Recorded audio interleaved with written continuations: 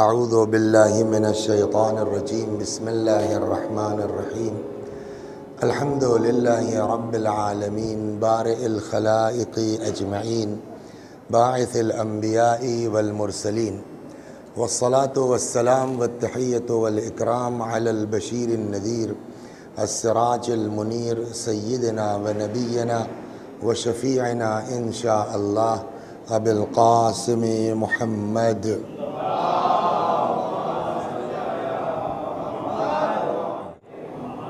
اللہم صل علیہ وعلی اہل بیتہ مظاہر جمالک وجلالک واللعن علی اعدائہم الشاکین فیہم المنحرفین عنہم اجمعین اما بعد فقد قال مولانا حسین بن علی علیہم السلام الناس عبید الدنیا والدین لائق علی السنتہم صلوات بر محمد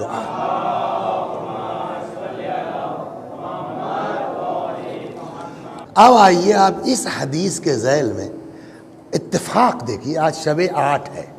آتے آتے بہت اچھی توجہ دلائی انہوں نے اور فوراً مجھ کو لکھوا کہ یہ مربوط کرنے کی بہت اچھی تاریخ. یہ اللہ بھی کرتا ہے جب وہ کسی کو کچھ دینا چاہتا ہے. تو امام حسین کا فقرہ کیا ہے؟ دین ان کے لیے چٹنی کے طور کے اوپر ہے. کب تک؟ جب تک آزمایا نہ جائے. پیسہ دکھا دیا گیا، ختم ہو گیا معاملہ. تھوڑا سا جو ہے وہ ڈرا دیا گیا، پیچھے ہٹ گئے. دھمکی دے دی گئی، پیچھے ہٹ گئے نا. لیکن آپ کو ایک شخصیت ایسی بتائی جائے، اب پہنچے آپ نا، ایک شخصیت ایسی بتائی جائے کہ جس کا امتحان کربلا میں ہوا اس طرح سے. فَإِذَا مُحِّصُوا بِالْبَلَا، جناب حضرت عباس علیہ الصلاۃ والسلام، ابو الفضل علیہ الصلاۃ والسلام. یہ تو پتہ ہے کہ مولا کائنات امیر المؤمنین حضرت علی بن ابی طالب علیہ الصلاۃ والسلام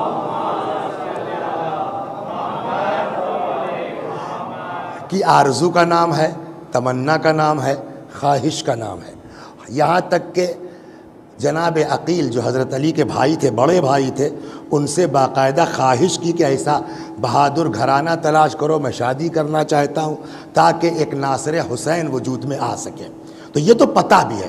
اور شب عاشور، یہ واقعہ بھی ہے. شب عاشور اتفاق سے جو ہے وہ حبیب ابن مظاہر نے جناب عباس کو یہ بات یاد دلانی چاہی. سنتے رہتے ہیں آپ.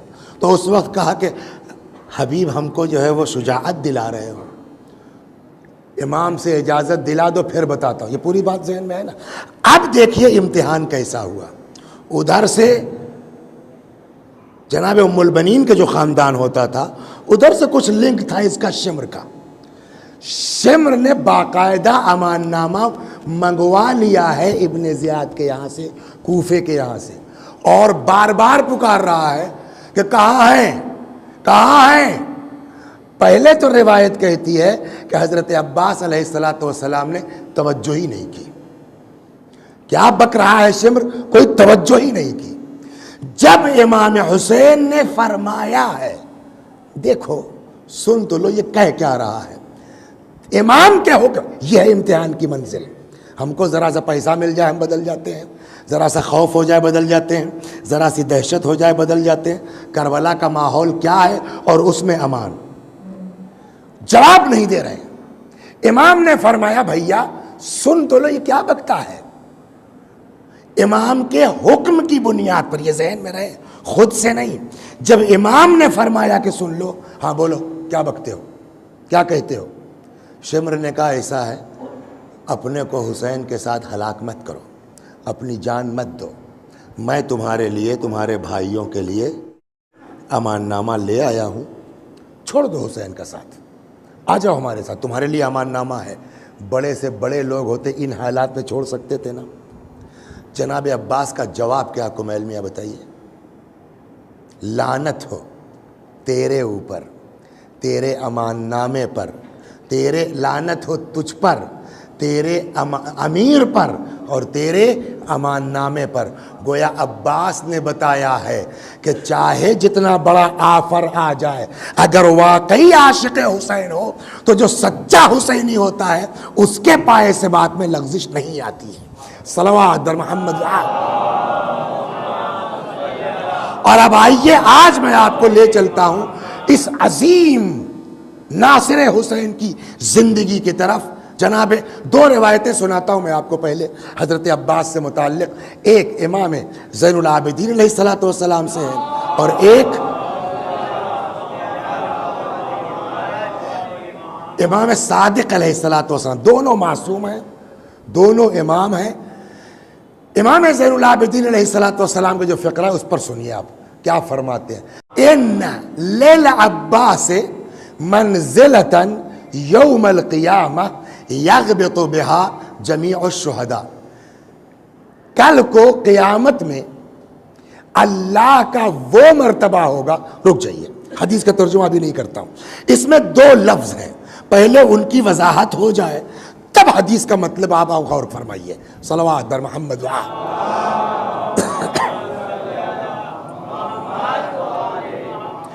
ان للعباس منزلۃ یوم القیامہ یغبط، ایک لفظ یہ ہے، دوسرا لفظ ہے شہداء. پہلے ان دونوں لفظ پہ غور کر لیا جائے تب عظمت حضرت عباس کی سمجھ میں آئے گی. ایک لفظ ہے شہید. شہید کسے کہتے ہیں؟ شہید کی ڈیفینیشن کیا ہے؟ شہید کا مرتبہ کیا ہے؟ آپ اگر قرآن اور احادیث پر توجہ فرمائیں گے تو دنیا میں بعد خدا و رسول و آل رسول یعنی ائمہ معصومین کسی کا مرتبہ شہید سے بڑھ کے نہیں ہے. قرآن مجید میں دو آیتیں ہیں. ایک آیت وہ ہے جو ہماری زبان پر پہرا بٹھلاتی ہے، ایک آیت وہ ہے جو ہماری فکر پر پہرا بٹھلاتی ہے. دونوں آیتیں پڑھتا ہوں میں آپ کو. ارشاد ہوتا ہے وَلَا تَحْسَبَنَّ الَّذِينَ قُتِلُوا فِي سَبِيلِ اللَّهِ امواتا. وہ لوگ جو اللہ کی راہ میں قتل ہو گئے ہیں انہیں مردہ نہ سمجھو، زندہ ہے، بل احیاء، زندہ ہے، عند ربہم یرزقون، اپنے اللہ کے پاس سے روزی پا رہے ہیں. ایک آیت تو یہ ہو گئی. دوسری آیت جیسے پہلی والی پڑھو جیسے دوسری والی پڑھو. وَلَا تَقُولُوا لِمَنْ يُقْتَلُ فِي سَبِيلِ اللَّهِ، وہ لوگ جو اللہ کی راہ میں قتل ہو گئے ہیں انہیں مردہ نہ کہو، وہ زندہ ہیں. وَلَكِنْ لَا تَشْعُرُونَ، تم ان کی حیات کو درک نہیں کر سکتے، ان کی حیات کو سمجھ نہیں سکتے. اب یہاں جو سوال ہے کہ قرآن مجید بات کس سے کر رہا ہے؟ کمیل میاں، کن بندوں سے؟ جن کو یہ یقین ہے کہ قرآن اللہ کا کلام ہے نا. عام پبلک تو بات نہیں ہو رہی نا. ان بندوں سے خطاب ہے کہ جن کا یہ یقین ہے کہ قرآن کلام خدا ہے.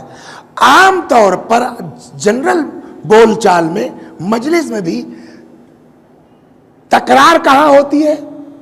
جہاں بولنے والے کو یہ فیل ہو کہ سامنے والے کو ہماری بات پر اعتبار نہیں ہے، ہماری بات پر یقین نہیں ہے نا.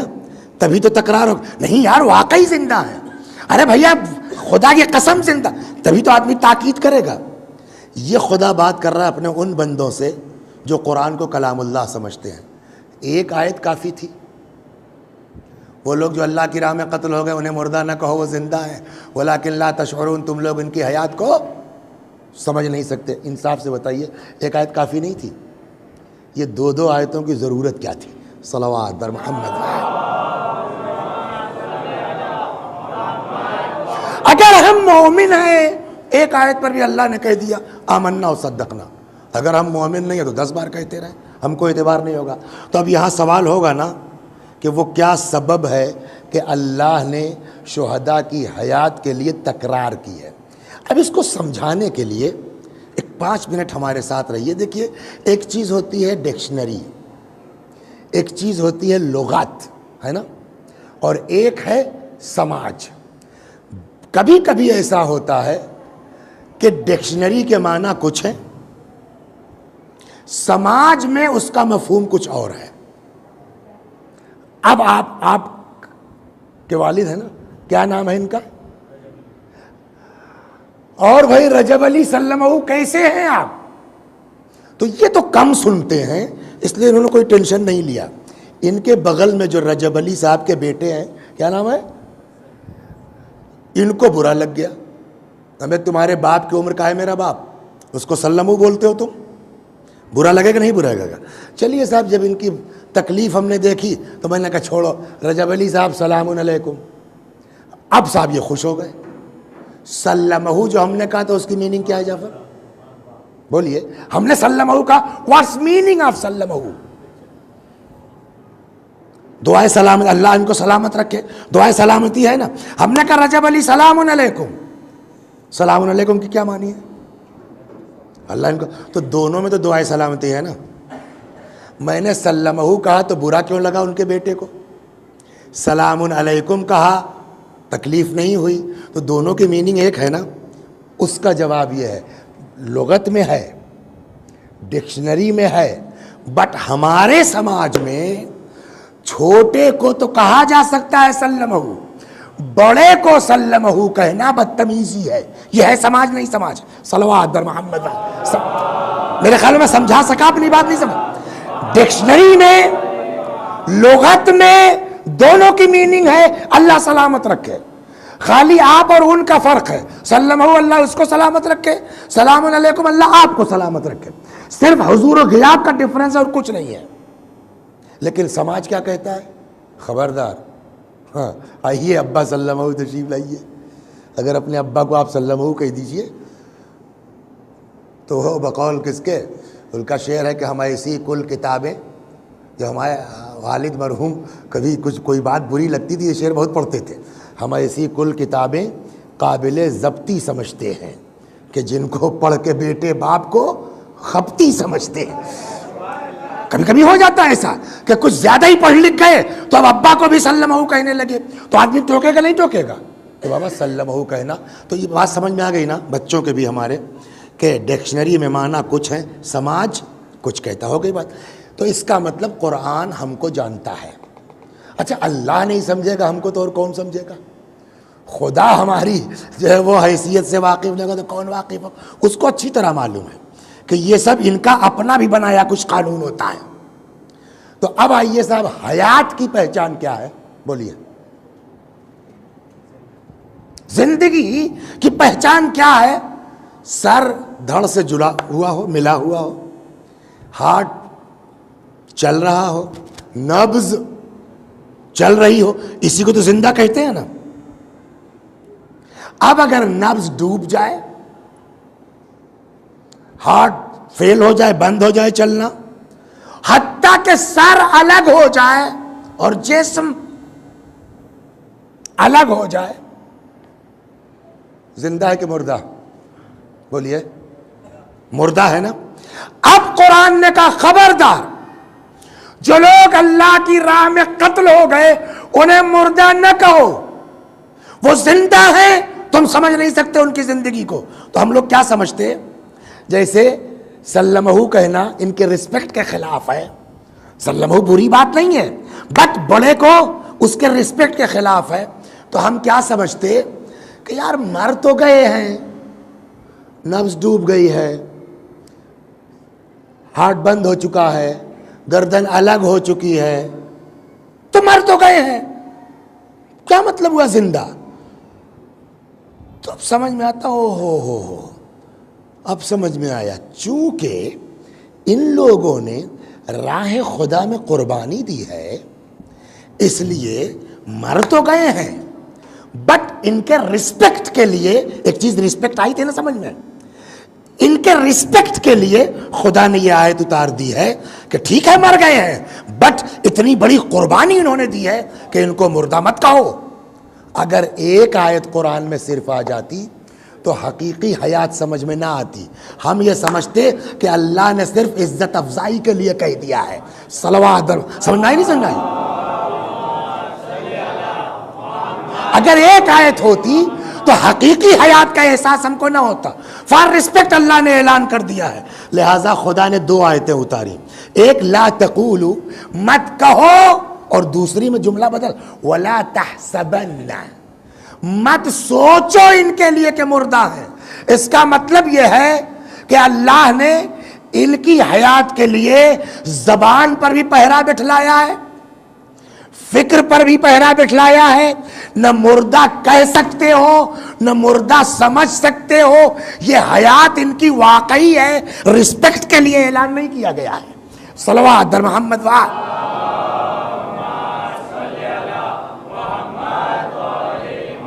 اس سے کم از کم اندازہ ہوا نا کہ شہید کا مرتبہ کیا ہے، شہید کی حیثیت کیا ہے. ایک اور، نماز کے کیا لیے ہو ہاتھ میں؟ تسبیح. کب سے شروع ہوئی؟ کب سے اسٹارٹ ہوئی؟ کہ ایک دن مولائے کائنات نے فرمایا آپ کام کرتے کرتے تھک جاتی ہیں، آپ کام کرتے کرتے تھک جاتی ہیں، ذرا اپنے بابا سے بات کیجئے، ایک کنیز ونیز کا کوئی انتظام ہو جاتا، یا بمبئی کی زبان میں کوئی جگاڑ ہو جاتا تو تھوڑا آپ کو آرام ہو جاتا. شہزادی سلام اللہ علیہ تشریف لے گئی، وہاں کچھ لوگ بیٹھے ہوئے تھے، بی بی واپس آ گئیں. اب جب واپس آ گئیں، پیغمبر اتنا اپنی بیٹی کو چاہتے تھے کہ جیسے ہی فرصت ہوئی سیدھے فاطمہ کے گھر. بیٹی تم گھر گئی تھی، خیریت تو جناب فاطمہ نے بتاتے کہ اس طرح کی بات تھی. پیغمبر نے کہا اس سے بہتر چیز تم کو نہ بتا دوں؟ جی بابا فرمائیے. کہا ایسا ہے 34 بار اللہ اکبر کہہ لیا کرو، 33 بار الحمدللہ کہہ لیا کرو، 33 بار سبحان اللہ کہہ لیا کرو. یہ ہے نہیں ہے؟ اگر اجازت ہو تو رک کے، حالانکہ میری عادت نہیں ہے کہ ادھر ادھر ہٹ کے بات کی جائے، لیکن ایک بات کہہ دوں اگر آپ لوگ اجازت دیجئے تو، اس لیے کہ 8 دن میں تو کچھ دوستی ہو گئی نا آپ لوگوں سے. اب صلوات در محمد.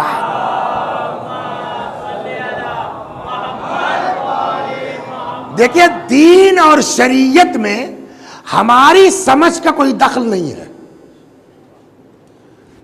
اللہ اکبر کہنا اچھی بات ہے کہ بری بات ہے؟ اچھی بات ہے.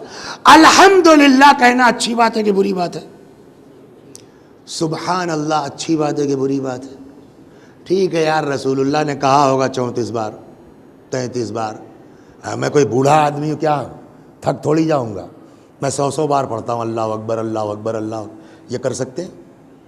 جتنا چاہیے پڑھیے، کوئی پابندی نہیں ہے، بٹ وہ والی تسبیح نہیں ہوگی جو رسول اللہ نے بتائی ہے. کیوں؟ اس کے پیچھے ایک شخص آیا، صلوات بر محمد.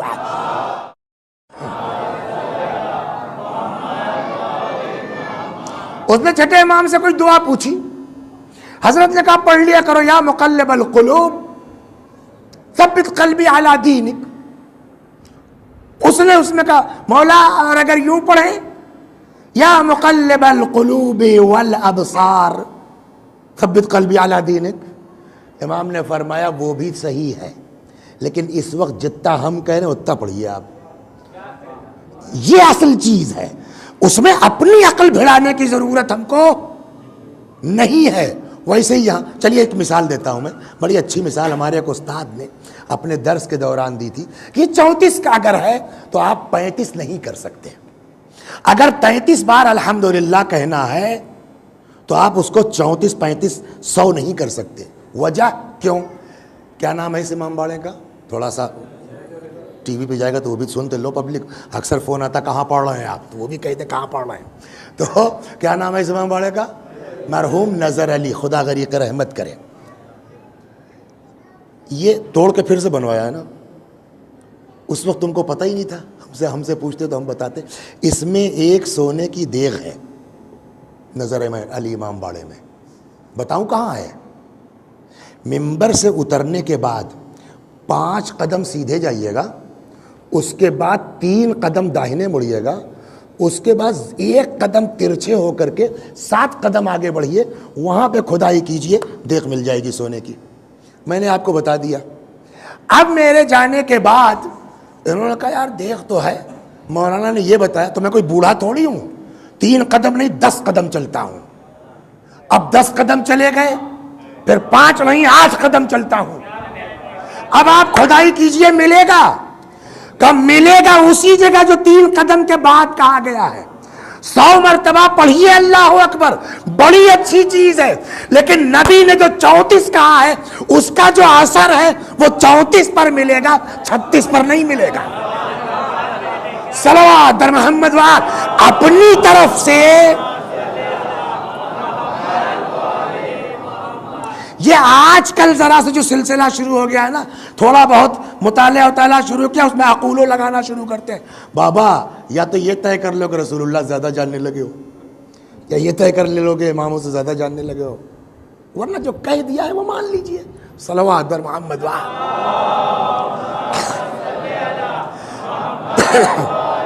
अब सुनिए आप, तो पैगंबर ने क्या फरमाया? 34, 33 और 33। और जब ये तय हो गया कि 34 का मतलब 34, 35 नहीं कर सकते, 33 का मतलब 33, 34 नहीं कर सकते आप, तो उसको गिनना पड़ेगा। अंदाजे से तो नहीं हो सकता ना, गिनना पड़ेगा। अब जनाब फातिमा ज़हरा ने काहे पे गिना? स्टार्ट वहीं से हुई है ना। ठीक है, ये है, इस पर कर सकते हैं आप, और ये जो है गवाही देंगी क़यामत में कि इसने हम पर तेरा नाम गिना है। लेकिन जनाब फातिमा ने क्या किया?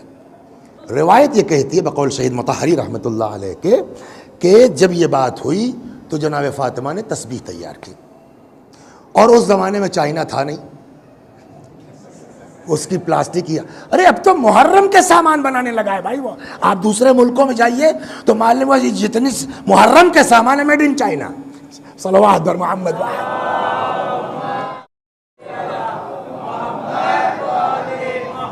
तो अब उस जमाने में था नहीं, प्लास्टिक की वजूद नहीं था, तो मिट्टी बनाई ना। हम लोग छोटा सा छोटा काम भी करते हैं तो बरकत का लिहाज रखते नहीं रखते, तबर्रुक का लिहाज रखते हैं। तारीख़ इस्लाम की पहली तस्बीह बन रही मौलाना, तो मिट्टी बाबरकत होना चाहिए नहीं होना चाहिए? भाई आप जाते हैं ना करबला से लाते हैं, काहे के लिए लाते हैं? या आपके घर की मिट्टी में क्या प्रॉब्लम है, उसको गूंथ लीजिए, बना लीजिए। कहीं करबला है, खा के शिफा। तो तबर्रुक का लिहाज, पहली तस्बीह बन रही है तो बरकत का लिहाज होना चाहिए नहीं होना चाहिए? एक जवाब आप देंगे, आप कुछ कम है अक्ल से लगता है। क्यों? कि जनाब फातिमा को बाबरकत मिट्टी तलाश करने की ज़रूरत है? वो अपने बाप के कदम की मिट्टी ले ले, वो अपने बच्चों के कदम की मिट्टी ले ले, वो अमीरुल मोमिनीन के कदम की मिट्टी ले ले। समझ रहे हैं आप? वो अपने कदम की मिट्टी ले ले, किसी की ज़रूरत नहीं है। अपने घर के जिस कोने की मिट्टी ले ले, है ना। लेकिन रिवायत ये कहती है, अच्छा एक बात बताऊं, हम ना पढ़ें ये हमारी कमी है, ये हमारी जहालत है। हमारी जहालत को मजहब पर नहीं थोपा जा सकता है। भाई हमने नहीं पढ़ा है ना, वरना आपकी फ़िक़्ह इतनी गनी है ना, फ़िक़्ह जाफ़री, कि जिसमें हर चीज़ मौजूद है। हम मुतालिया न करें, ये हमारी कमी है। तो आप बताइए अक्ल क्या कहती है? बाबरकत मिट्टी की तलाश की ज़रूरत उनको नहीं है, वो जिस कोने से अपने घर की मिट्टी ले ले वही बाबरकत है। लेकिन रिवायत क्या कहती है? जनाब फातिमा ने न नबी के कदम की मिट्टी ली, न अली के कदम की मिट्टी ली, न अपने फ़र्जंदों के ज़ेर कदम मिट्टी ली, न अपने कदम की मिट्टी ली, न अपने घर की मिट्टी ली, न रसूलुल्लाह के घर की मिट्टी ली, न काबे की मिट्टी ली। कहाँ से मंगवाई मिट्टी पता है? मैदान ओहद। ओहद से कहाँ से? जनाबे हमजा की। हमजा में क्या खास बात है भाई? सैयदुश शुहदा। गोया फातिमा सुन्नत दे के जा रही है कि अब जो तस्बीह बनेगी वो सैयदुश शुहदा की खाक की बनेगी। जब तक हमजा है, हमजा की खाक, जब हुसैन हो जाएंगे तो हुसैन के कब्र की खाक। सलवात दर मोहम्मद।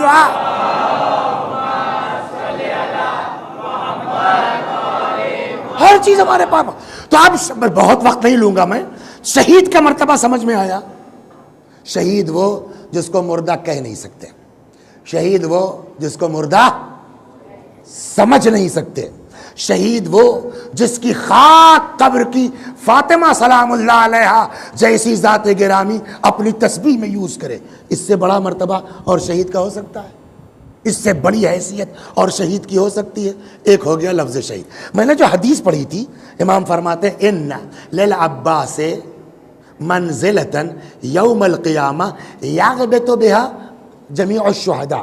तो शहीद का मर्तबा ये है, इनसे बड़ा कोई نہیں ہے، اور خاص کر کے کربلا کے شہداء، ان کا تو کسی کا مقابلہ ہی نہیں ہے. ایک یہ دوسرا لفظ اس حدیث میں ہے یغبطو. یغبطو یعنی غبطہ کرنا. What's meaning of غبطہ؟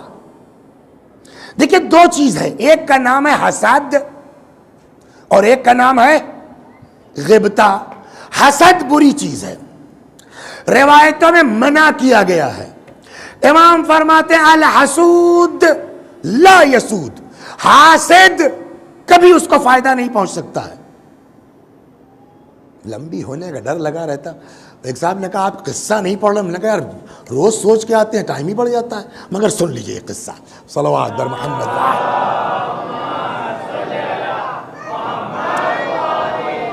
اس کو بھی وہ کتاب حکایت ہے تشہیر مطہرین لکھا ہے کہ ایک آدمی تھا، وہ گیا مارکیٹ. اس کو اس لیے سنا رہا ہوں نا کہ امام کو جو فقرہ حاسد کو کبھی نفع نہیں پہنچ سکتا، اس بنا کے اوپر اگر واقعاً ہمارے اندر تبدیلی آ جائے نا، میں اپنی بات کر رہا ہوں، تو پھر اشرا یہ کامیاب ہے. کیا کرو گے حسد کر کے؟ امام نے کہا تم کو کچھ فائدہ نہیں پہنچے گا. ایک آدمی گیا غلاموں کے بازار میں، وہاں سے ایک لڑکا خرید لایا. ایسے ہی کمیل ومیل ٹائپ کا رہا ہوگا یا کچھ چھوٹا رہا ہو نہیں معلوم. ایک لڑکا خرید اور اس کو اولاد کی طرح پالنا شروع کیا. جوان ہو گیا. ایک دن لڑکے کو بلایا، تم غلام ہو؟ میں آپ سے نہیں پوچھ رہا ہوں، اشارہ ہے وہاں. وہ گردن ہلانے لگے بیچارے. تم غلام ہو میرے؟ ان کا سب بالکل. تم کو میں نے کبھی غلام سمجھا؟ نہیں. اولاد کی طرح پالا؟ جی. کہ یہ جانتے ہو میں نے تمہارے ساتھ اتنا سب کیوں کیا؟ جی کیوں فرمائیے. کہ تم سے ایک کام لینا ہے. سنیے آپ بڑا مزیدار ہے. تم سے ایک کام لینا ہے. جی فرمائے. کرنا پہلے وعدہ کرو کہ ہماری بات ٹالو گے. نہیں صاحب آپ کا حکم سراکو. پکا پکا وعدہ وعدہ. کہ مجھ کو لے چلو. سنیے آپ، مجھ کو لے چلو یہ جو میرا پڑوسی ہے اس کی چھت پر رات کو، اور یہ میں نے اپنی ساری جو ہے دولت یہ کر دیا ہے، سونا چاندی سب کر رکھ دیا ہے اس میں. مجھ کو لے چلو وہاں اس کی چھت پر، مجھ کو مارو، مرڈر میرا کرو، قتل کرو، ذبح کرو، یہ سارا مارل میرا لے کے فرار ہو جاؤ. اچھا آپ بتائیے دنیا میں کوئی ایسا آدمی ملے گا کہ جو اپنے قتل کا پیسہ دے رہا ہو؟ حسد کہاں لے جاتے. اس نے کہا صاحب یہ کیسے ہو سکتا ہے؟ آپ میرے باپ کی طرح ہیں، آپ نے اس کو پالا، وعدہ کر چکے ہو. اچھا لڑکا تو تھا ہی بیچارہ. پیسہ کس کو کاٹتا ہے؟ وہی والی حدیث کہ جب تک جو ہے امتحان نہیں ہے تب تک اللہ اللہ ہے. موٹی رقم ملی جو چاہو کروا لو. صلوات در محمد واحد. یہ ہمارے ساتھ نہیں ہو سکتا. ڈرنا چاہیے اور اللہ کی بارگاہ میں دعا کرتے رہنا چاہیے، یا اللہ ثابت قدم رکھنا. سب سے بڑا ہنر یہ. مجلس پڑھنا کمال نہیں ہے، مجلس میں آنا کمال نہیں ہے، آج 1,00,000 2,00,000 نام حسین پر خرچ کر دینا کمال نہیں ہے. کمال یہ ہے کہ آخر عمر تک پائے ثبات میں لغزش نہ آنے پائے. جو امام نے فرمایا سب دنیا کے بندے ہیں، کب تک دین ان کے پاس ہے؟ جب تک آزمایا نہیں جا رہا ہے. اس نے کہا صاحب ایسا پاسبل ہے کوئی آدمی اپنا مرڈر کروائے گا پیسہ دے کر کے؟ کہنے لگے یار سنو، ہم اور یہ دونوں نے بزنس ایک ساتھ شروع کیا تھا. میں نے بڑی کوشش کی اس کو دبانے کی، ڈاؤن کرنے کی، برباد کرنے کی. الٹا ہوتا گیا. میں گرتا گیا، یہ بلند ہوتا گیا. اب اس کی ترقی مجھ سے دیکھ ہی نہیں جاتی.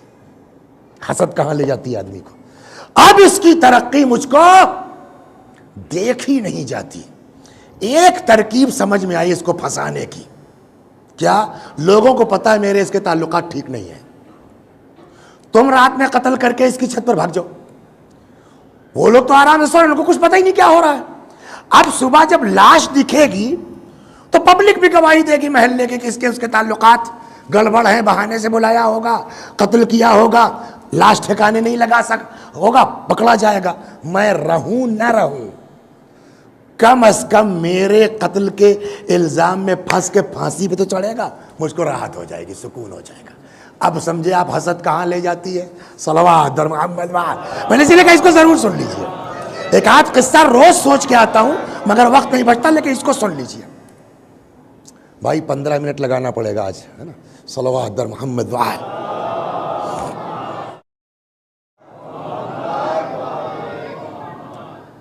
اس نے کر دیا صاحب.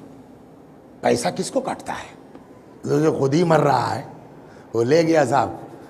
بسم اللہ اللہ اکبر، ذبح کیا، ساری مال دولت لیا، چلا گیا. ہوا وہی جو اس نے سوچا تھا.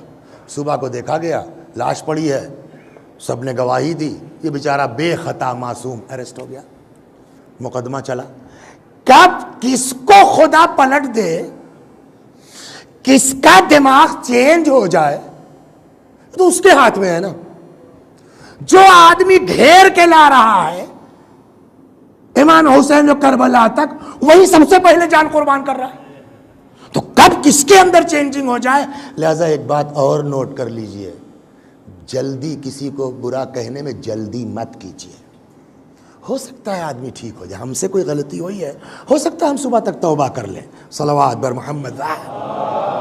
بہت ہنگامہ مت کیجئے. یہ جو واٹس ایپ یونیورسٹی سٹارٹ ہو گئی ہے نا، اس سے کسی حد تک اپنے کو آدمی بچانے کی کوشش کرے، ورنہ غیبت صرف زبان سے نہیں ہوتی. اس زمانے میں واٹس ایپ اگر ہوتا تو رسول اللہ واٹس ایپ کے خلاف بھی حدیث فرماتے شاید کہ اس سے بھی جو ٹائپنگ ہوگی غیبت میں آئے گی. صلوات بر محمد.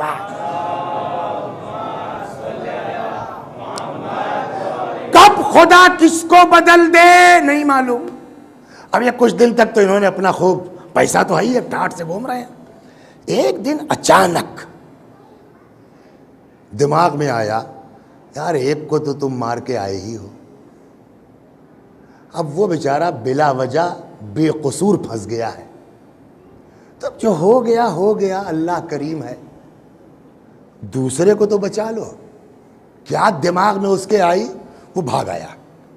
اب یہاں صاحب ہیئرنگ چل رہی ہے کافی دنوں سے، اور جج صاحب فیصلے کے موڈ میں، تب تک یہ حاضر. میلاد قاتل یہ نہیں ہے، میں ہوں. اس کی چھت پہ لاش ملی ہے، محلے والوں نے گواہی دی ہے، تم کہاں سے آ گئے؟ کہ صاحب محلے والے سے پوچھئے، میں اس کا غلام ہوں. پورا قصہ اس نے سنا تو پبلک میں، ہاں بات تو صحیح ہے، اور تب سے یہ دکھائی بھی نہیں دے رہا ہے. اب جب اس نے خود اقرار کیا تو پھر سے ہیئرنگ ہوئی. اب سنیے، اب جج نے فیصلہ صحیح کیا غلط کیا، ہم سے اس سے بحث نہیں ہے. ہم کو اس حدیث کو پروف کرنا تھا، حاسد کو کبھی نفع نہیں ہو سکتا. اب جج صاحب بیٹھے فیصلہ کرنے. ایک قتل کیا ہے اس نے، لہذا پھانسی کا حقدار ہے، مگر اگر یہ آ کے اپنے کو ظاہر نہ کرتا تو ایک بے گناہ کا قتل ہو جاتا میرے ہاتھ سے. جج صاحب کے ہاتھ سے پھانسی کا حکم دے دیتے. تو ایک کو مارا ٹھیک ہے، لیکن ایک کو بچایا بھی ہے، لہذا اس کو تو باعزت بری کرتے ہی ہیں کہ اب قاتل آ گیا. اس کو بھی ہم چھوڑتے ہیں کہ اگر ایک کو مارا تو ایک کو بچایا، دونوں برابر ہو گیا اس کا. اس نے جان اپنی کیوں دی تھی؟ میں رہوں یا نہ رہوں، میرے قتل کے الزام میں پھنس کے یہ برباد ہو جائے. امام نے کیا کہا؟ تم چاہے جتنا سوچو، الحسود لا یسود، حاسد کو کبھی نفع نہیں ہو سکتا ہے. صلوات در محمد.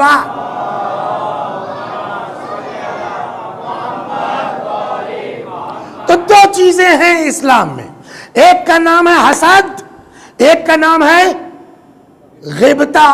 حسد سمجھ میں آ گئی نا آپ کے؟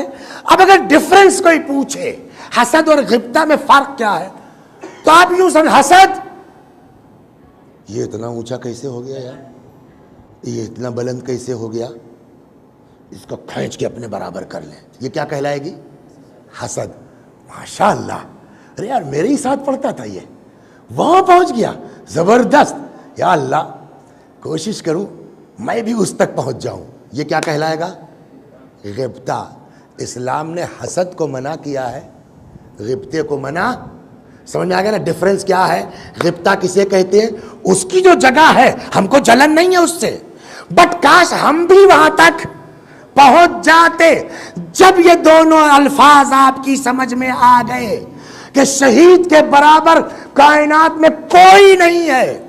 ایسے عالم میں ان سارے شہداء کے درمیان اللہ نے حضرت عباس کو کیا مرتبہ دیا ہے کہ امام فرماتے ہیں ان للعباس منزلۃ یوم القیامہ یغبط بها جمیع الشہداء، اللہ کے نزدیک قیامت میں عباس کا وہ مرتبہ ہوگا جس کو دیکھ کے سارے شہداء غبطہ کر رہے ہوں گے۔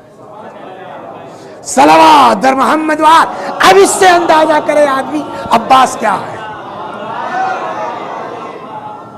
اور بات وہی ہے جیسا کہ امام نے کہا نا، لوگ دنیا کے بندے ہیں، دین چٹنی کی طرح ہے، آزمایا جاتا ہے سب ختم ہو جاتا ہے۔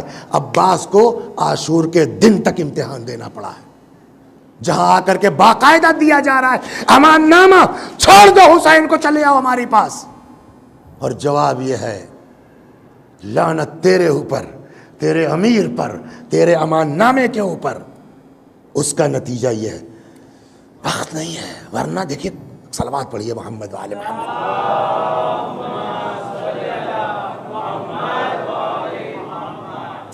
جناب عباس علیہ السلام، دیکھیے ساری فضیلت اپنی جگہ،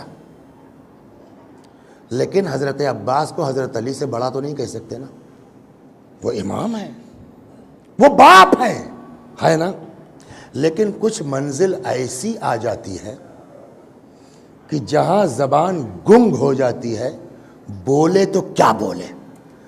دعا کیجئے میں اس بات کو آپ کے ذہن تک اتار پاؤں، سمجھا پاؤں۔ صلوات بر محمد وآلہ۔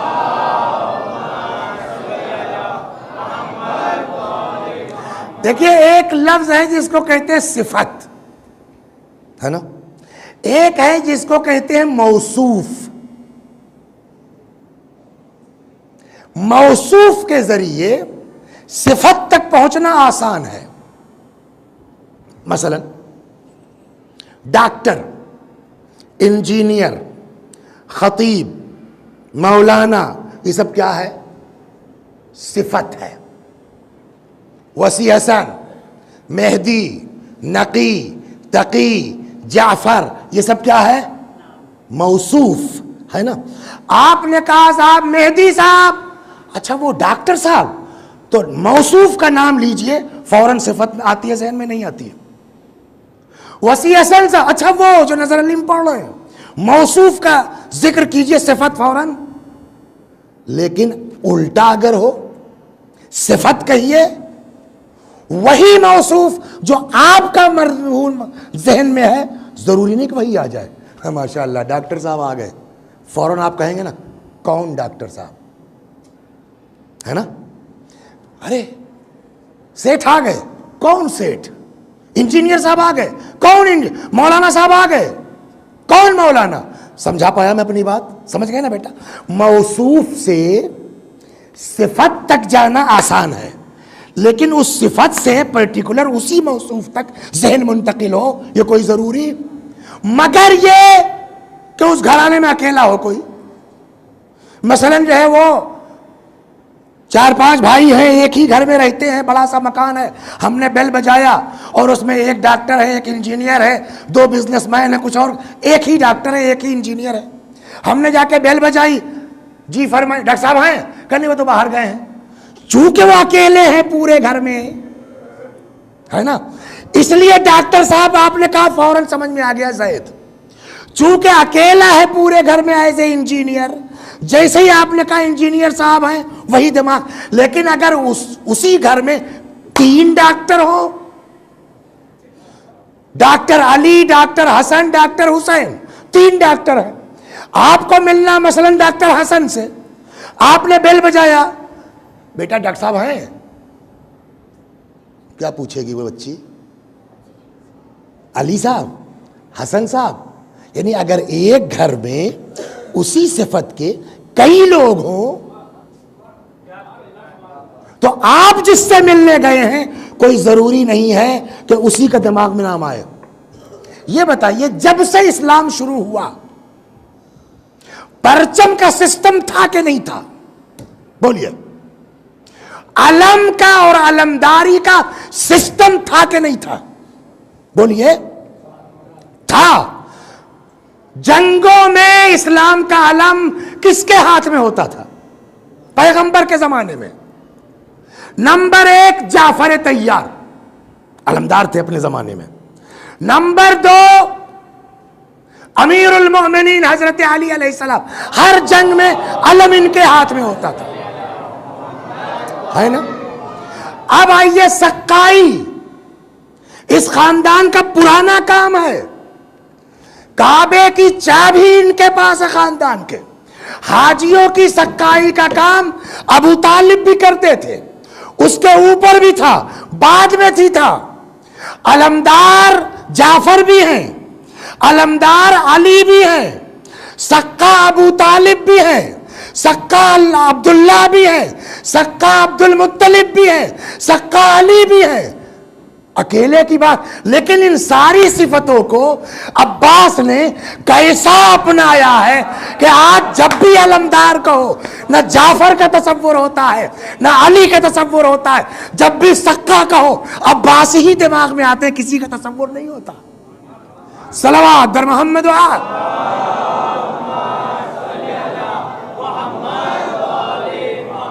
اب کیا کہیں گے آپ اس کو؟ کیا بحث کریں گے آپ حضرت عباس علیہ السلام کی عظمت کے؟ ایک اور سن لیجئے، بس آخری بات، اس لیے کہ اگر میں مصائب چھیڑتا ہوں تب بھی ان کو کیسٹ بدلنی پڑے گی، نہیں چھیڑتا ہوں تب بھی بدلنا ہے، تو سن ہی لیجئے۔ صلوات بر محمد و آل۔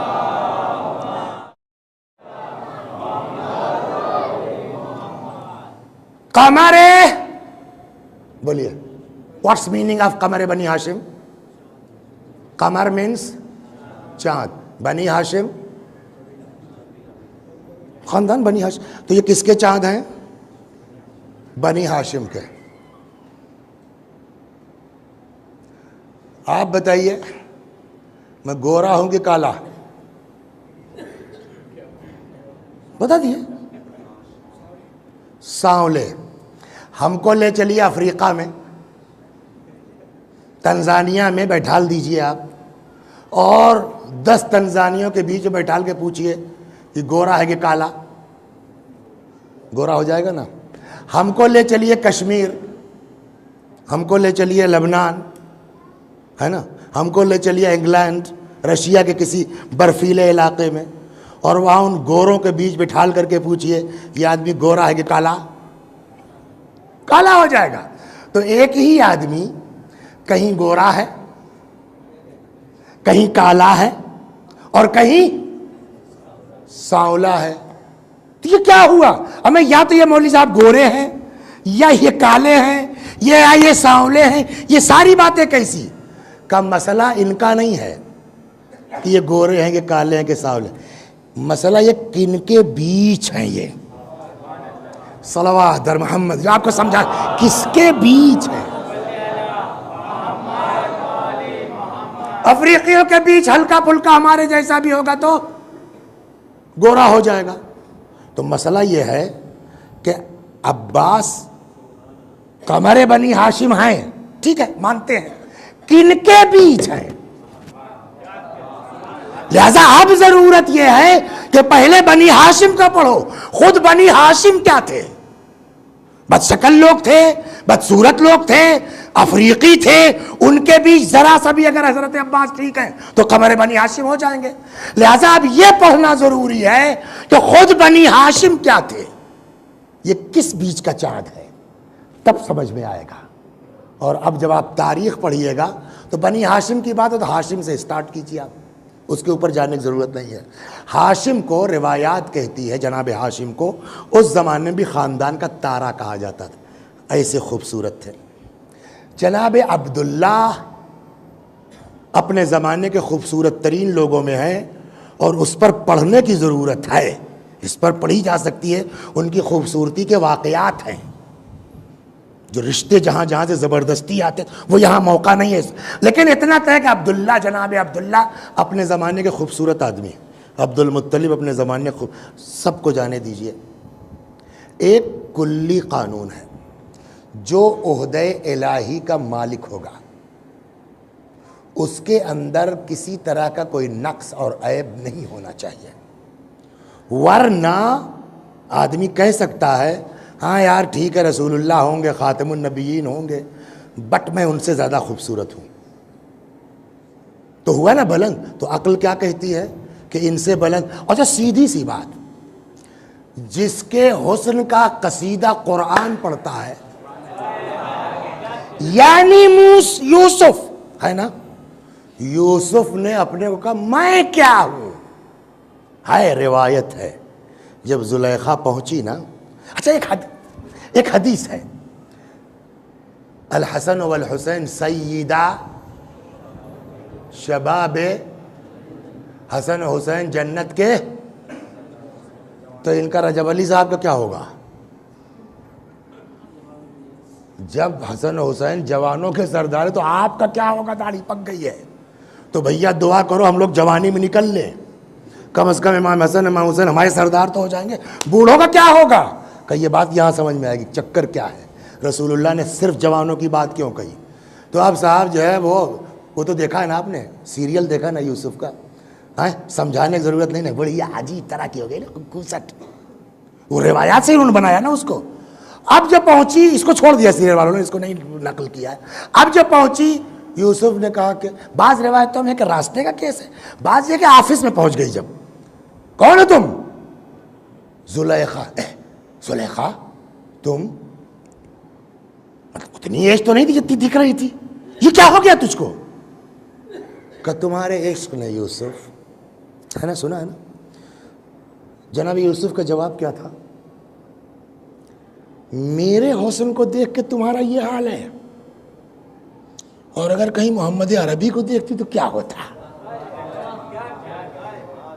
ابھی یہ فقرہ کا یو آر رائٹ، ٹھیک کہتے ہو تم۔ یوسف نے کہا کیا تم نے محمد کو دیکھا نہیں؟ ٹھیک کہتے ہو، کیا مطلب ہوا؟ کہا پتہ نہیں، تم نے محمد کا نام لیا، میں یہاں محبت محسوس کر رہی ہوں، ادھر عشق محمد کا اظہار ہوا، ادھر سے اللہ نے کہا بس اب جوانی پلٹے گی، ابھی تک یوسف کے حسن سے فریفتہ تھی، اب میرے حبیب کی محبت دل میں آئی ہے تو اب جوانی پلٹے گی۔ سمجھ میں آیا؟ جو بھی عاشق پیغمبر ہے لتنا بھی بوڑھا ہو جائے، اگر عشق سچا ہے تو جوانی پلٹے گی، جب جوانی پلٹے گی تو سردار حسن حسین ہوں گے۔ صلوات در محمد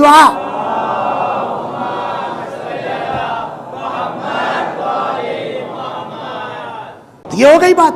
اب رسول اللہ کے حسن پر بحث کرنے کی کوئی ضرورت ہے؟ جانے دیجیے، وقت زیادہ نہ لیا جائے، مصائب کی طرف چلنا۔ 8 محرم کو آدمی ڈھنگ سے مصائب نہیں پڑے گا تو کب پڑے گا؟ تھوڑا وقت اس کے لیے بچا لیتے ہیں۔ جناب علی اکبر، بحث کی ضرورت ہے؟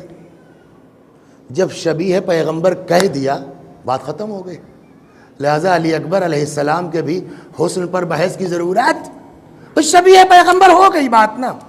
جناب قاسم، روایت کہتی ہے، پڑھیے آپ مقاتل کو، حضرت قاسم سلام اللہ علیہ، کل دھوکہ ہوا آپ نے بتایا نہیں، ہم اپنے اعتبار سے 6 محرم، آپ کے ہاں شب لگا کے چلتی ہے اور میں 6 محرم سمجھ کے جناب علی اکبر کے مصائب پڑھتا چلا گیا، تو میرا ذکر ذرا سا آ جائے، اللہ کرے کل اس کو پڑھ لوں۔ جناب قاسم سلام اللہ علیہ، جب جناب قاسم نکلے ہیں خیمے سے تو روایت کا جملہ ہے کہ فلقت القمر، ایسا لگ رہا تھا جیسے حسین کے خیمے سے چاند کا ٹکڑا نکل کے جا رہا ہے۔ دیکھ رہے ہیں آپ حسن کیا ہے؟ آخری حد جو آپ کے پہلے دن میں نے عرض کیا تھا کہ جب مسلم کے یتیم بچے اوپر درخت پہ بیٹھے تھے، ان کا عکس نیچے آ رہا تھا، روایت کا جو جملہ ہے کأنہما قمران یلمعان فی الماء، ایسا لگ رہا تھا جیسے 2 چاند چمک رہے ہوں پانی میں۔ تو جس گھرانے میں رسول اللہ ہوں، جس گھرانے میں علی ہوں، جس گھرانے میں حسن ہو، جس گھرانے میں اکبر جیسا شبیہ پیغمبر ہو، جس زمانے میں قاسم جیسا چاند کا ٹکڑا ہو، ایسے ماحول میں اگر کسی انسان کو قمر بنی ہاشم کہہ دیا جائے تو اس کے حسن کا کوئی اندازہ لگا سکتا ہے؟ اس کی خوبصورتی کا کوئی اندازہ لگا سکتا ہے؟ اب یہاں تک جب آپ آ گئے، ایک حدیث سن لیجئے، بات ختم. پھر آپ کے ساتھ جس کو دیکھیے حضرت عباس کا واسطہ، حضرت عباس کا، یا یہ حضرت عباس کو کیوں اتنا باب الحوائج کرتے ہیں؟ روایت ہے اطلب الحاجہ من حسان الوجوہ، عجیب روایت ہے، اطلب الحاجہ من حسان الوجوہ، خوبصورت لوگوں سے اپنی حاجت طلب کرو. تو اب جس انسان کا لقب ہی قمر بنی ہاشم ہو، اس سے بڑا خوبصورت کون ہے؟ اور پھر جب حکم یہ خوبصورتوں سے بات کرو تب ان سے اپنی حاجت نہ لیں گے تو کس سے لیں گے؟ صلوات بر محمد بس. آئیے اپنے آپ کو آمادہ کر لیجئے. مرد و عورت جتنے اس مجلس میں موجود ہیں، جو حاجت ہو، جو تمنا ہو، جو خواہش ہو، شرط یہ ہے اخلاص. اخلاص. اگر دل سے پکار لو عباس کو نا، امپاسبل کی جواب نہ دے. بس یہ کہ پکارنے کا سلیقہ. آپ نے نام سنا ہوگا نادر شاہ درانی، بس آخری بات. کون؟ اس نے ہندوستان پر حملہ کیا ہے نا. جب جیت ویت لیا تو نادر کا ایک وزیر تھا جس کا نام تھا مہدی. کیا؟ مہدی.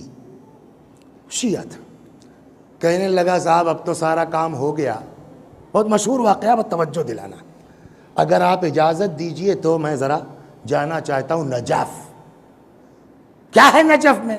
کہ مولا علی سلام اللہ علیہ زیارت کو. نادر نے کہا تم لوگ عجیب آدمی، مردے کی زیارت کر کے کیا ملے گا تم کو؟ مہدی نے کہا دیکھو میرا مولا عام انسان نہیں ہے، عام مردوں کی طرح نہیں ہے. مطلب کہ اس کے ہاں نجس چیز جا ہی نہیں سکتی ہے. کچھ اس انداز سے بات کی کہ نادر جو روک رہا تھا اس نے کہا اگر ایسا چلو میں بھی چلتا ہوں. لو اس نے کیا کیا صاحب، ایک برتن میں شراب بند کی. شراب نجس ہے کہ پاک؟ نجس. پیک کیا، سیلڈ کیا. ایک کتا لیا، چلا، پہنچ گیا نجف. اب جیسے ہی آگے بڑھ رہے ہیں حرام کی طرف، یہ اپنی طرف کھینچ رہے ہیں، کتا اپنی طرف کھینچ رہا ہے. لا آپ بتائیے 4 6 10 سپاہی مل کے کھینچے، ان کی طاقت زیادہ ہے یا کتے کی؟ زنجیر ٹوٹی، کتا بیک نہیں آ سکا. یہ تو ٹھیک ہے مگر وہ شراب تو آ گئی نا، وہ تو اندر آیا ڈبہ، وہ بھی تو نجیس ہے. انہوں نے کھولیے. اب جو کھولا تو معلوم وہ اندر شراب ہے ہی نہیں، سرکہ بن چکی ہے. سرکہ نجیس ہے کہ پاک؟ پاک ہے. اب جب یہ دو منظر اس آدمی نے دیکھا تو وہیں کہتا صحیح بات ہے، یہ بارگاہ ایسی نہیں ہے جہاں کتے لائے جائیں، مجھ کو لے چلو کتے کی طرح. میرے خیال میں جو کل بول نام چلا ہے اپنے یہاں نا، ہو سکتا ہے اسی واقعے کے بعد چلا، واللہ عالم. مجھ کو لے چلو کلب کی طرح، کتے کی طرح. کسی کی ہمت نہیں پڑ رہی. بادشاہ ہے ظالم، تازہ تازہ معجزہ دیکھا ہے، جذباتی ہوا ہے، کل کو ہوش میں آئے گا جو بھی بیچارہ کرے گا پھنس جائے گا. وہ کسی کی ہمت نہیں پڑی. کہتے ہیں دست غیب نمودار ہوا، گلے میں اس کے پٹا پڑا یا رسی جو بھی تھی، کھینچتا ہوا لے کے آیا وہ دست غیب قبر مولا تک. وہ جو ہندوستان سے تاج جیت کے لے گیا تھا نا، قبر امیر پر رکھ دیا. آقا تم ہو، مولا تم ہو، شاہ تم ہو، مجھ کو تمہاری بارگاہ میں کتے کی طرح آنا چاہیے. کہتے ہیں اسی واقعے کے بعد اس کی جو شاہی مہر تھی نا، اس میں قلب کا لفظ لگایا اس نے، قلب آستان علی نادر شاہ قلی، یہ پوری مہر تھی اس کی۔ بہرحال وہاں زیارت کچھ اپنا تعمیر وامیر کا حکم دے کے اب مہدی نے دیکھا معاملہ ٹھیک ہے، اب اس کو آگے بڑھاؤ۔ مہدی لے کے آ گیا ان کو کربلا، وہ ختم ہوئی بات۔ کربلا پہنچے، یہ امام حسین کی قبر ہے، یہ پایتی ان کے جوان فرزند کی قبر ہے، یہ شہداء کی قبر ہے۔ وہاں زیارت کروا کے اب لے کے آیا کہاں؟ حضرت ابوالفضل العباس کی بارگاہ میں۔ تب اس طرح روضہ تو بنا نہیں تھا۔ یہ کس کی قبر ہے؟ کہ یہ حسین کے بھائی علی کے فرزند ابوالفضل العباس علیہ السلام کی قبر مبارک۔ کل لگا یہ بتاؤ، بیٹے کی قبر ان کے پاس ہے، اصحاب کی قبر ان کے پاس ہے، یہ بھائی ہو کے اتنی دور کیوں ہے؟ اب وہ بیچارہ مہدی سمجھا رہا ہے کہ ان کی خواہش تھی، ان کی تمنا تھی، ان کی وصیت تھی، مگر اس کی سمجھ میں نہیں آ رہا ہے۔ اتنے میں شور اٹھا۔ کیا بات ہے؟ کیسا شور ہے؟ کہ آیا تو آتے ہی رہتے اپنی حاجت والے، کوئی آیا ہوگا پریشان حال بیچارہ۔ کہ دیکھو کون ہے، پکڑ کے لاؤ۔ معلوم ہوا صاحب ایک جوان لڑکا تھا۔ مجھ کو وہ منظر یاد، جب یہ قصہ پڑھ رہا تھا، میں رمضان کا مہینہ تھا، رات میں لیٹا پڑھ رہا تھا، اٹھ کے بیٹھ گیا میں کہ کتنی اچھی رسم ان لوگوں کے یہاں ہے۔ ہمارے علاقے میں ایک آدھ دو جگہیں ایسی ہیں جہاں یہ رسم ہے، انہوں نے بنا رکھا ہے روضہ، اور یہ رسم ان کے یہاں ہے۔ کون ہو تم؟ کیا؟ کہنے صاحب میں کربلا کے پاس کے گاؤں کا رہنے والا ہوں۔ ہمارے گاؤں کی رسم یہ ہے کہ جب شادی ہوتی ہے تو دولہا شوہر اپنی زوجہ کو، دلہن کو سیدھے گھر نہیں لاتا، وہ پہلے کربلا آتا ہے، اس باوفا کی بارگاہ میں ایک دوسرے سے وفاداری کا عہد و پیمان کرتے ہیں، اس کے بعد گھر جاتے ہیں۔ میری بھی شادی ہوئی تھی صاحب، گاؤں کے رواج کے اعتبار سے میں بھی اپنی بیوی کو لے کے کربلا آ رہا تھا دلہن کو، کہ وہاں سے گاؤں جاتا، کہ راستے میں ڈاکوؤں نے حملہ کر دیا، مال و زر جو چھینا وہ تو چھینا ہی، میری بیوی کو بھی اٹھا لے گئے۔ اب میں کہاں جاؤں، کیا کروں، سوائے اس کے کہ یہاں آیا ہوں باب الحوائج کے پاس، ان سے فریاد کرنی ہے۔ بادشاہ تھا نا، کہنے لگا ٹھیک ہے جگہ بتاؤ، کل تک مل جائے گی تیری بیوی، کہاں کا قصہ ہے؟ اس نے کہا نہیں صاحب، ہم کو آپ کی ضرورت نہیں ہے، ہم کو جہاں پہنچنا تھا ہم پہنچ گئے۔ کسی نے کہا ہندوستان سے آیا ہے، بڑا ظالم بادشاہ ہے، سنبھل کے بعد اس کے منہ سے نکل گیا، میرے مولا سے زیادہ طاقت اس کے اندر ہے۔ یہ اتفاق سے کان میں پڑ گئی اس کے، کس کے؟ نادر کے۔ اس نے کہا ذرا جاؤ، کل تک کی مہلت تم کو ہے، کل تک اگر تیری بیوی نہیں آئی، وہ لگ گئی نا اس کو بات، تو ٹھیک ہے تمہاری خیریت نہیں ہے۔ اب آیا بیچارہ قبر پہ لپٹ گیا، مولا اب تک تو بیوی کا غم تھا، اب ظالم بادشاہ کی تلوار بھی لٹک رہی ہے، اب کیسے فریاد کی، کیسے رویا وہ جانتا ہے۔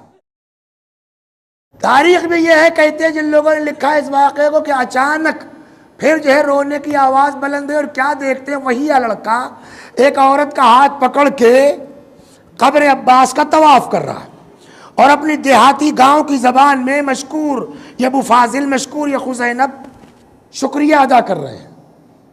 نادر نے کہا کیا ہوا؟ کہ لگتا ہے اس کی بیوی مل گئی ہے، وہ کسی عورت کے ساتھ طواف کا، پکڑ لاؤ، پکڑ کے آیا وہ۔ ہاں بتاؤ کیا ہوا، کیسے میں ملی تمہاری بیوی؟ کا اچانک آ گئی۔ اب اس عورت سے تم بتاؤ تمہارے ساتھ کیا قصہ ہوا؟ تو جہاں تک شوہر نے بتایا تھا وہ تو بتایا اس نے۔ کہا اس کے بعد جب ڈاکو مجھ کو لے کے چل پڑے اور میرا شوہر مجھ سے چھوٹ گیا، ہر طرف سے میں مایوس ہو گئی، تو اب کیا کرتی؟ کسی کا سہارا نہیں تھا، میں نے وہیں سے رخ کیا کربلا کا۔ اب آپ لوگ سوچئے، بھئی ایک مانگنے کا ہنر کی بات ہے، اس نے کیا کہہ کے مانگا ہوگا؟ اے باب الحوائج میری مدد کرو، اے سقائے سکینہ میری مدد کرو، اے سکینہ کے چچا میری مدد کرو، ہوگا اسی میں۔ لیکن جو جملہ ہے وہ یہ ہے، یعنی کہاں اس نے ہاتھ رکھا ہے، کس جگہ کے اوپر ہاتھ رکھا ہے دعا میں؟ کہتی ہے جب میں ہر طرف سے مایوس ہو گئی تو میں نے رخ کیا کربلا کا، اور میں نے کہا اے زینب کے بھائی، میری عزت تمہارے حوالے۔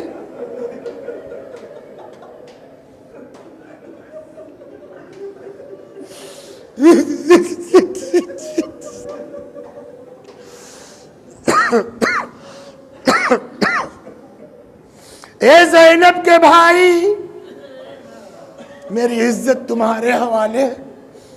اب کس دل سے اس نے فریاد کی تھی نہیں معلوم۔ کہتی ہے کہ ایک مرتبہ ایک سوار نمودار ہوا، سارے ظالموں کو تہہ تیغ کیا، اور اچانک میں کیا دیکھتی ہوں کہ کربلا میں عباس کی قبر کے پاس اپنے شوہر کے پاس کھڑی ہوں۔ اس کے علاوہ مجھے کچھ نہیں معلوم۔ آقا، اے باب الحوائج، اے ابو الفضل العباس، نہیں معلوم اس میں کون کس مصیبت میں گرفتار ہے، کس کی کیا حاجت ہے۔ آقا، آج اس مجلس میں جو آیا ہے، جس کی جو حاجت ہے، اے میرے آقا آج اس کو اپنی بارگاہ سے خالی واپس نہ کرنا۔ عاشور کا دن آ گیا، ایک ایک کر کے جا رہے ہیں۔ آپ نے کہا نا، جب فَإِذَا مُحِّصُ بِالْبَلَا قَلَّتْ دَيَ، مصیبت میں پڑتے ہیں تو سب کی اوقات سامنے آ جاتی ہے نا۔ لیکن عباس نے پہلے، 4 بھائی تھے نا یہ لوگ، جناب ام البنین کے 4 بیٹے، اپنے تینوں بھائیوں کو بلایا، کہا پہلے تم لوگ جاؤ، بھیا کے اوپر جان اپنی دے دو تاکہ تمہارا داغ بھی برداشت کر لوں۔ بس آپ غور کیجئے اس پر۔ اپنے بھائیوں کو بلایا، کہا جاؤ امام پر جان قربان کر دو تاکہ تمہارا داغ بھی برداشت کر لو، میرا اجر بڑھ جائے۔ بھائیوں کو بھی قربان کر دیا۔ بچے، اچھا ایک فطری بات ہے، دیکھیے بچوں کی جو فطرت ہے نا بیٹا، ان سے اس سے بحث نہیں ہوتی میرا باپ کون ہے، میرا چچا کون ہے، میرا بھائی کون ہے۔ جو چھوٹے بچے ہیں ان کو اس سے بحث میرا کام کس کے ذریعے ہوگا، ہے نا، وہ اسی سے فریاد کرتے ہیں۔ آج 1000 سال کے بعد ہم لوگوں کو پتہ ہے کہ عباس کتنے بہادر تھے، اس وقت کے بچوں کو پتہ نہیں تھا عباس کتنے شجاع ہیں۔ تو اگر ان بچوں کو کسی سے امید ہوگی نا کہ ہماری پیاس اگر کسی کے ذریعے بجھ سکتی ہے، ہماری پیاس اگر کسی کے ذریعے بجھ سکتی ہے، تو سب کی امیدوں کا مرکز کون ہے؟ حضرت عباس نا۔ میں کتاب کی بات نہیں کر رہا ہوں، عقل سے بتائیے کہ یہ بچے خالی کوزہ، ہائے پیاس، ہائے، یہ کس کے سامنے آتے ہوں گے؟ اور اب عباس سے پوچھئے مولا کیسے برداشت کیا آپ نے؟ چھوٹے چھوٹے بچے العطش العطش کی صدا بلند کر رہے ہیں، آپ نے کیسے برداشت کیا؟ عجب نہیں آقا جواب دے، تم سے کس نے کہا میں نے برداشت کیا؟ مطلب آپ پڑھیے کتابیں، عباس ہاتھ پہ ہاتھ رکھ کے بیٹھے نہیں تھے کربلا میں۔ روایت کہتی ہے کہ عباس نے کربلا میں کنویں پر کنویں کھودے تاکہ کسی صورت سے پانی نکل آئے، ان بچوں کی پیاس بجھ جائے۔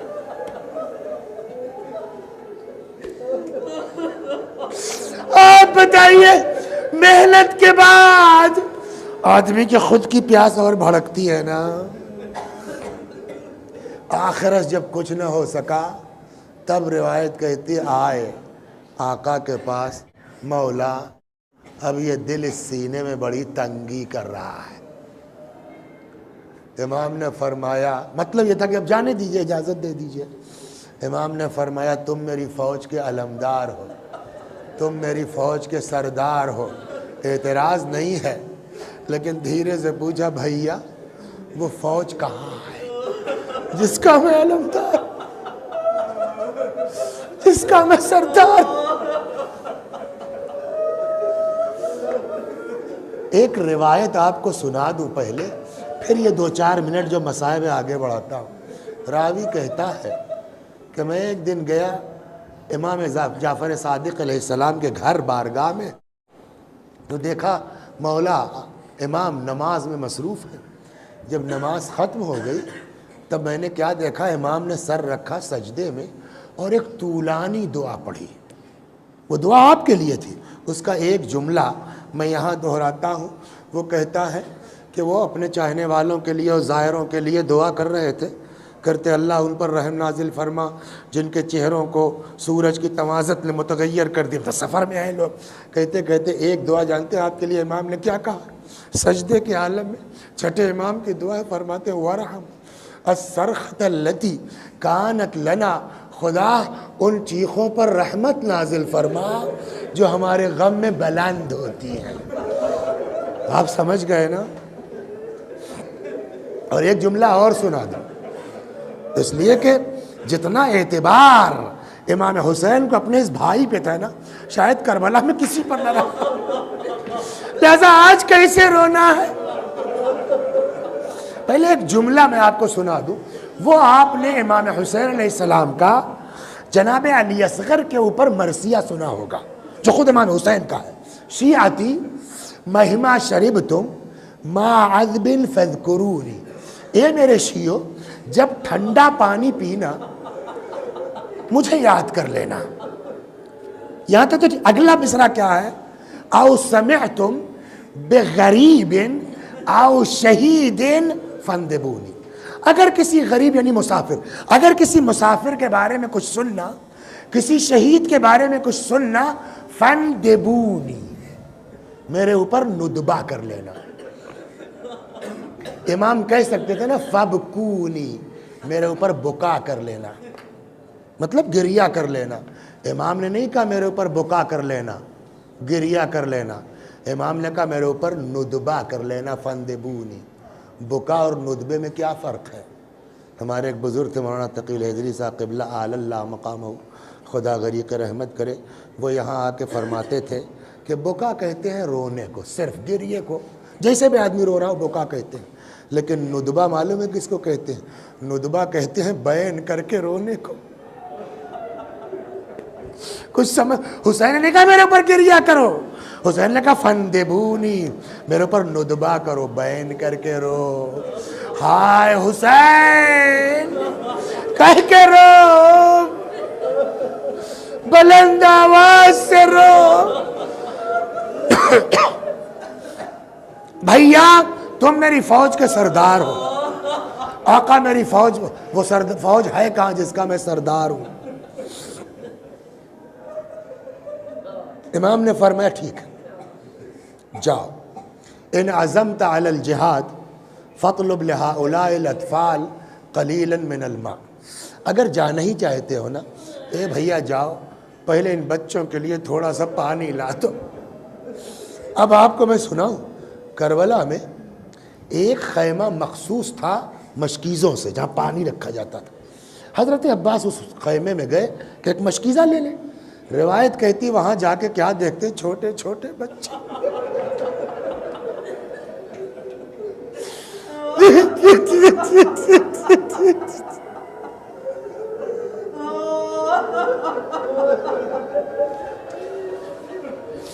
یا مولا یا ابا الفضل العباس، اے باب الحوائج، لوگ مختلف بیماریوں میں مبتلا ہو کے مرتے ہیں، کسی کو کچھ ہوتا ہے، کسی کو کینسر ہو جاتا ہے، کسی کو زبان میں بند ہو جاتی ہے۔ آقا آج کی مجلس میں آپ سے صرف اتنی خواہش ہے مولا، جیسے بھی مرنا ہو، جیسے بھی موت لکھی ہو، لیکن مولا ایک گزارش ہے، آخر وقت تک زبان بند نہ ہو، آپ کا ذکر کرتے کرتے اس دنیا سے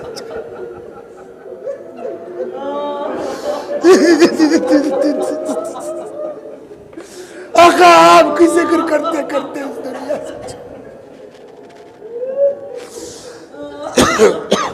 آپ بتائیے اس وقت جو روایت کہتی وہ یہ کہ جو تھوڑا نم تھے ٹھنڈے تھے، اس کو بچے اپنے سینے سے لگائے تھے مشکیزوں کو، کچھ سکون مل جائے۔ کیا گزر گئی ہوگی آقا کے دل پر؟ ہاں، مشکیزہ لیا۔ اب بہت دیر ہو گئی، میں پورا نہیں پڑھ پاؤں گا، دو باتیں آج وہ پڑھتا ہوں جو خود حضرت کی خواہش ہے۔ بس گئے، فرات کے اندر داخل ہوئے، مشکیزہ بھر لیا۔ اس کے بعد آپ سنتے ہو، آج بھی میں نے کتاب اٹھائی کہ ذرا ایک بار اور جناب عباس کے مصائب دیکھ لوں، پھر روایت مجھ کو آج دکھی کہ چلو میں پانی لیا، فذکر عطش الحسین، حسین کی پیاس یاد آئی، ورمی الماء بیدہ، پانی ہاتھ سے پھینک دیا۔ دلی میں پڑھ رہا تھا، کبھی کبھی مومنین کے دل میں دماغ بڑی اچھی بات آتی ہے۔ دلی میں پڑھ رہا تھا ایک سال، تو ایک صاحب نے مجلس کے بعد کہا، کرنے لگا مولانا آج یہ کیا پڑھا آپ نے کہ حسین کی پیاس یاد آئی اور چلو سے پانی پھینک دیا؟ میں نے کہا ہاں لکھا ہے کتابوں میں۔ کہا تو آپ یہ بتا دیجئے کہ کب عباس حسین کی پیاس بھولے تھے جو چلو میں لے کے یاد آئی؟ اعتراض معقول ہے کہ نہیں ہے؟ سوال معقول؟ میں الجھ گیا۔ میں نے کہا بھائی میں جواب نہیں دے پاؤں گا، کتابوں میں پڑھا میں نے پڑھ دیا، لیکن تمہاری بات بھی ٹھیک لگ رہی ہے، مجھ کو موقع دو تم۔ اب اللہ کبھی کبھی مدد کرتا ہے۔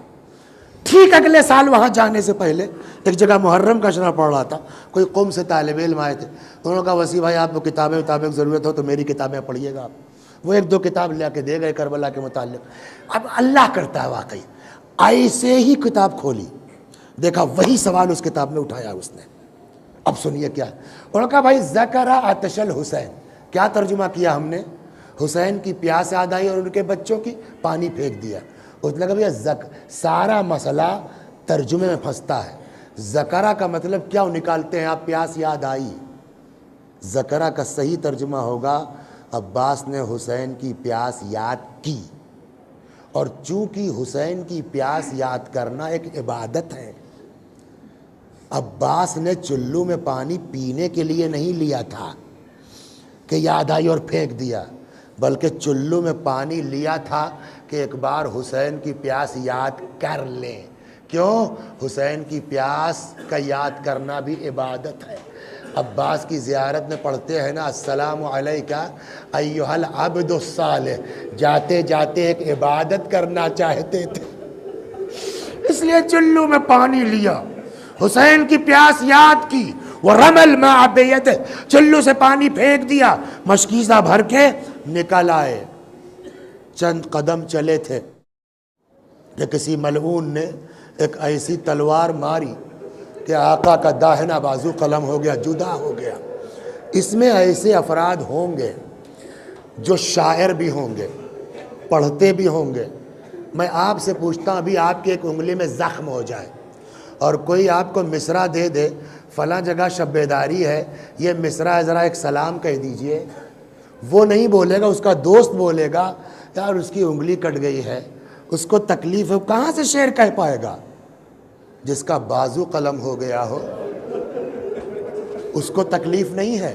لیکن روایت کہتی ادھر بازو قلم ہوا، ادھر عباس نے حسین کی شان میں قصیدہ شروع کیا، واللہ ان قطعتم یمینی انی احامی ابدا عن دینی وعن امام صادق الیقین نجل النبی الطاہر الامینی۔ بڑھتے جا رہے ہیں کہ اتنے میں ایک شقی نے وار کیا، بایاں بازو قلم ہوا،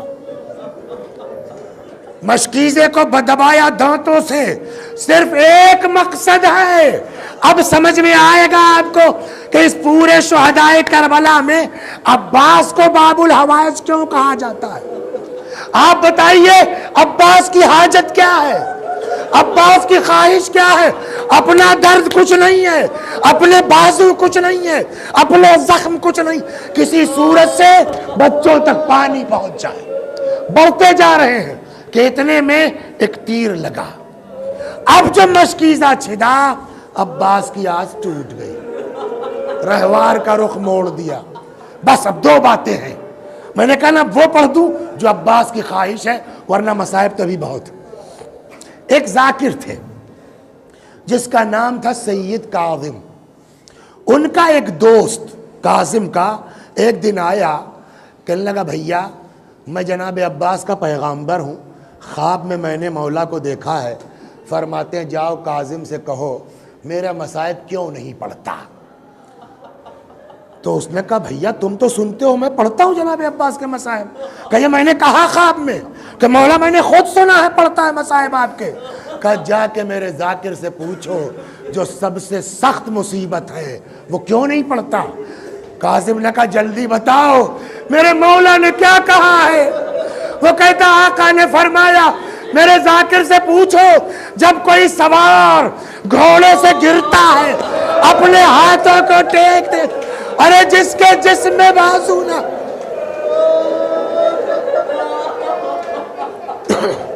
ماشاءاللہ خدا ان آوازوں پر رحمت نازل فرما. بس آخری بات،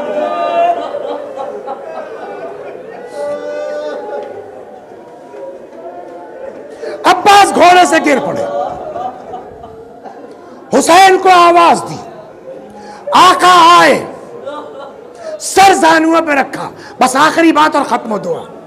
بھائی بھائی سے باتیں کر رہا ہے کہ اتنے میں امام حسین علیہ السلام نے مجھ کو معاف کر دیجئے گا، بہت لمبی ہو گئی مجلس، مگر اب آج 8 محرم ہے، جو زندہ رہے گا اگلے سال ماتم کرے گا.